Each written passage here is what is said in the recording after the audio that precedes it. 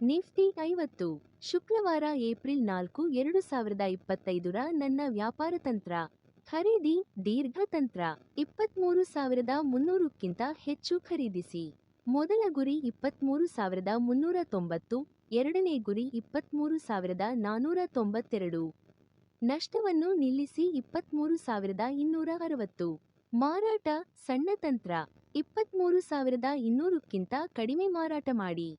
ಮೊದಲನೇ ಗುರಿ 23,110, ಎರಡನೇ ಗುರಿ 23,020, ಮೂರನೇ ಗುರಿ 22,724. ನಷ್ಟವನ್ನು ನಿಲ್ಲಿಸಿ 23,250. ಹಕ್ಕು ನಿರಾಕರಣೆ. ಮೇಲಿನ ಮಾಹಿತಿಯು ಖರೀದಿ ಅಥವಾ ಮಾರಾಟದ ಶಿಫಾರಸು ಅಲ್ಲ.